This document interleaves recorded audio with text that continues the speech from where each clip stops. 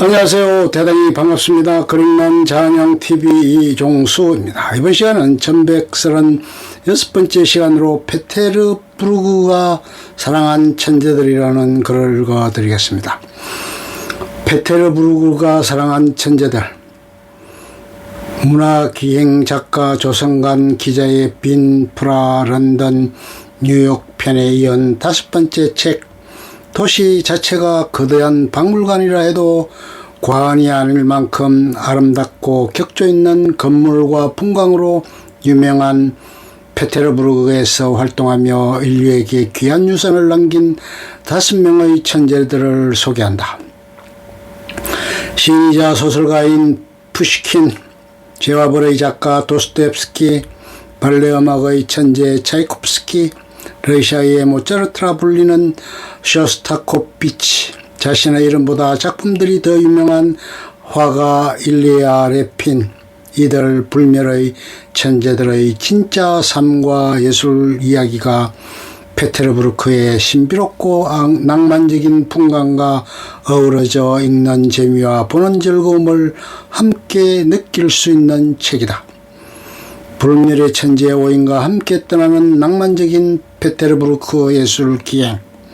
문화기행 작가 조성관 기자의 빈 프라 런던 뉴욕 편에 이은 5번째 책 페테르부르크가 사랑한 천재들이 출간되었다.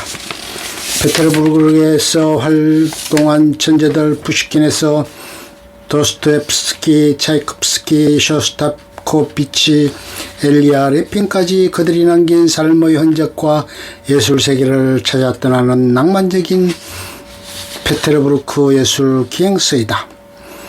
유명한 호박방이 있는 예카테리나 궁전, 이콘화로 가득한 그리스도 부활성당, 표토르 대제의 청동 기마상과 이삭 대성당, 그리고 백야의 네바강과 운하들. 페테르부르크는 도시 자체가 거대한 박물관이라 해도 과언이 아닐 만큼 아름답고 격조 있는 건물과 풍광으로 유명하다. 이 책은 이 아름다운 도시 페테르부르크에서 활동하며 인류에게 귀한 유산을 남긴 5명의 천재들을 소개한다. 시인이자 소설가인 푸시킨, 제와브레이 작가, 도스토옙스키, 발레 음악의 천재 차이콥스키, 러시아의 모차르트라 불리는 쇼스타코비치, 자신의 이름보다 작품들을 더 유명한 화가 일리아 레핀, 이들을 불멸의 천재들의 진짜 삶과 예술 이야기가 페테르부르크 신비롭고 낭만적인 풍광과 어우러져 읽는 재미와 보는 즐거움을 함께 느낄 수 있는 책이다. 페테르부르크는 어떤 도시인가? 소련이 붕괴되는 1990년대까지 러시아는 우리에게 금단의 땅이었다. 인류 최초로 사회주의 혁명을 성공시켰던 러시아 땅에서 페테르부르크는 3번의 혁명을 거치며 이름이 3번 바뀌는 시련을 겪었다. 1차 세계대전 때 페테르그라드가 되었고, 정전과 함께 정치 권력을 모스크바에 넘겨주고 문화예술의 중심지로만 남게 되었다. 레닌이 숨진 후 레닌그라드로 불리다가 소련이 붕괴되면서 페테르부르크라는 이름을 되찾았다. 페테르부르크에는 4가지 별칭이 있다. 서유럽으로 난 창문, 바로크 도시, 운하의 도시, 그리고 혁명의 요람이 바로 그것이다. 페테르부르크는 여름이면 백의 현상으로 물들고 겨울에는 태양을 보기 힘들 만큼 혹한이다. 저자는 새하얀 백야와 혹한의 어둠이 사람들의 심성을 형성했고, 이것이 시간 발효 과정을 거쳐 문화 유전자가 되었다고 말한다. 도시는 200년 이상 정치의 중심지이면서 동시에 문화예술의 수도로 군림하였다. 음악, 오페라, 발레, 미술 등의 재능을 타고난 이들은 성공을 꿈꾸며 모두 페테르부르크로 몰려들었다. 도시는 세계적인 작가와 예술가들을 키워냈다.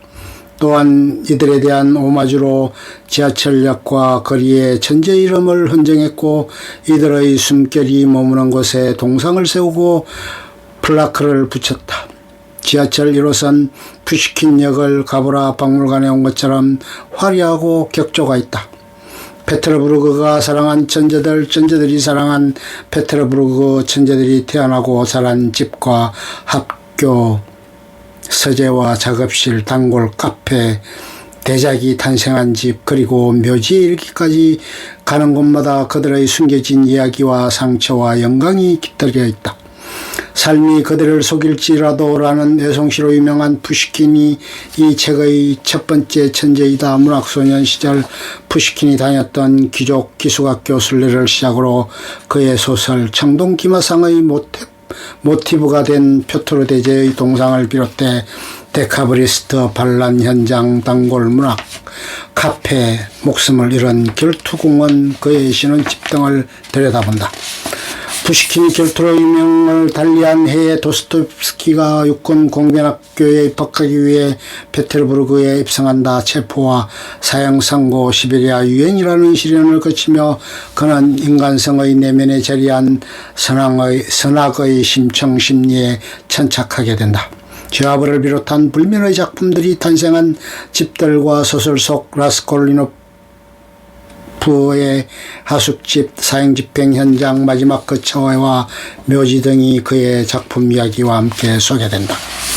교향곡 비창과 3대 발레음악 백조의 호수, 호독가기 인형, 잠자는 숲속의 공주의 차이코프스키, 동성애에 눈뜨게 된 남학교를 비롯해 그의 작품들이 조연된 극장과 집, 묘지 등을 돌아보며 비창 탄생 후 9일 만에 맞은 미심쩍은 죽음에 이르기까지 차이코프스키의 삶과 작품에 얽힌 이야기들이 전개된다. 왈츠 2번과 교향곡 레닌그라드로 유명한 러시아의 모차르트, 쇼스타코비치 작곡가의 목을 조이며 압박하는 스탈린 치하에서 그는 2차 세계대전 당시 교향곡 레닌그라드로 러시아 시민들의 사기를 북돋우며 러시아 국민음악가로 자리매김한다. 레닌그라드 교향악단 연주홀 전쟁의 상흔을 간직하고 있는 이삭 대성당과 승리의 탑을 비롯해 겨울궁전, 오로라호와 레닌 광장 등을 순례한다. 무소르크스키의 초상, 톨스토이의 초상을 비롯한 많은 초상화들, 그리고 자포로지의 카자크들, 볼가강의 뱃사람들까지 하가 일리아 레핀의 그림은 우리에게 많이 알려져 있다. 레핀이 다닌 미술 아카데미를 비롯해 러시아 미술관, 예르미타주 박물관, 핀란드만에 있는 레핀의 마을과 묘지까지 레핀의 아름다운 그림들이 이 여정을 함께한다. 백야와 운하와 박물관의 도시 페테르부르크 예술기행. 페테르부르크는 러시아의 수준 높은 정신문화유산을 연대기적으로 응축시켜 놓은 상징적인 공간이며 어디를 돌아보아도 눈이 시리도록 아름다운 풍광을 자랑한다. 이 아름다운 도시에서 혼돈의 시기에 누구보다 치열하게 살았고 인류에게 위대한 업적을 남긴 천재들의 삶과 예술세계를 들여다보는 이 책은 5 인물들의 충실한 평정과 역사서와 연기의 성격을 모두 갖추고 있다. 저자가 직접 순례하며 찍은 페테르부르크의 랜드마크들, 천재들이 태어나고 살았던 집과 작업실, 고단한 영혼이 쉬고 있는 묘지들, 그리고 아름다운 페테르부르크의 풍광들은 독자의 눈을 사로잡는다.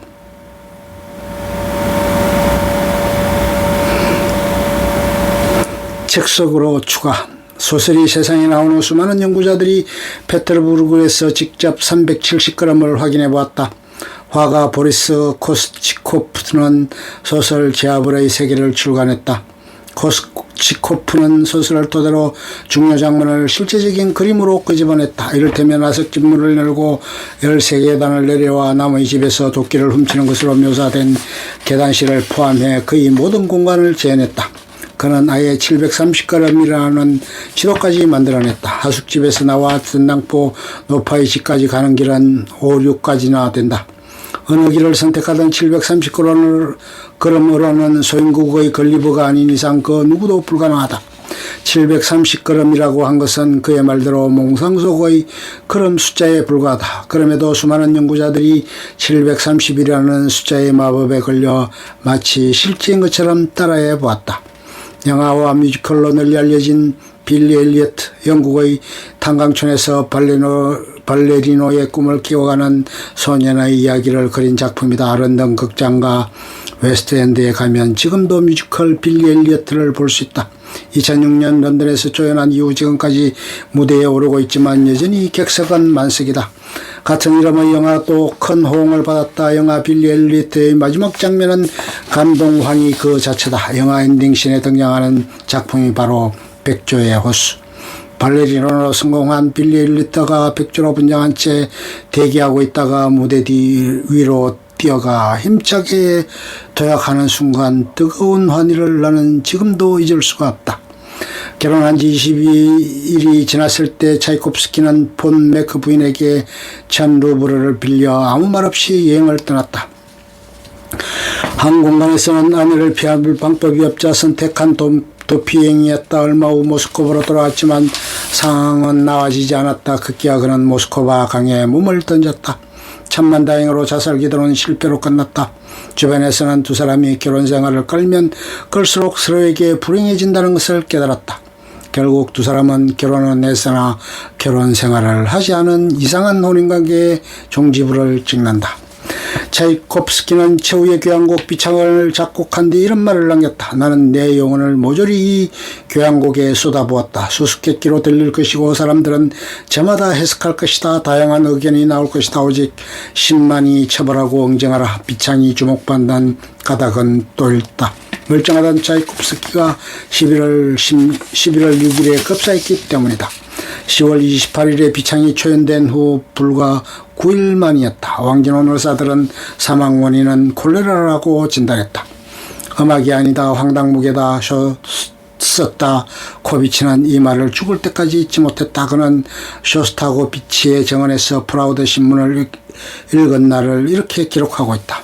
1936년 1월 26일 나는 프라우드를 사러 역에 나갔다. 신문을 펴서 한 장을 넘기다 보니 음악이 아니라 황당무계라는 제목의 기사가 눈에 들어갔다.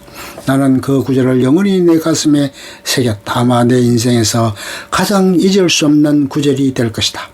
이반 내제가 아들을 살해한 사건은 역사적 사실이었지만 또한 누구도 입 밖에 꺼내서는 안 되는 일이었다. 이반 내제를 얘기하는 것 자체가 경계였다. 하물며 이를 회화의 주제로 채택한다. 이는 목숨을 두 개인 사람이나 하는 짓이었다. 사건이 일어난 지 300년이 지난 시점에서야 비극적 사건이 처음으로 회화의 주제로 등장했다는 사실이 이를 웅변한다. 그럼에도 이 그림이 대중 앞에 공개됐을 때 황실 관료들은 이반 내제 자신의 아들을 죽이다를 보며 몹시 불편해했다. 래피 모델인 무소르크스키를 만난 시점이 절묘하다. 무소르크스키는 보통 러시아 남자들처럼 보드카를 무척 사랑한 나머지 알코올 중독자가 되고 만다 결국 1881년 군부대의 정신병동에 입원하게 된다. 래피는 무소르크스키가 입원했다는 소식을 듣자마자 병원으로 달려갔다. 정신이 오락가락하고 기력이 세잔한 무소르크스키였지만 래핀을 위해 무려 4일 동안이나 포즈를 취해줬다. 래핑은 무소르크스키를 위대한 음악가가 아닌 자기 관리를 못해 타락한 알코올 중독자의 모습으로 그렸다. 끝. 좋으면 좋아요, 구독, 알림 설정 눌러주세요. 감사합니다.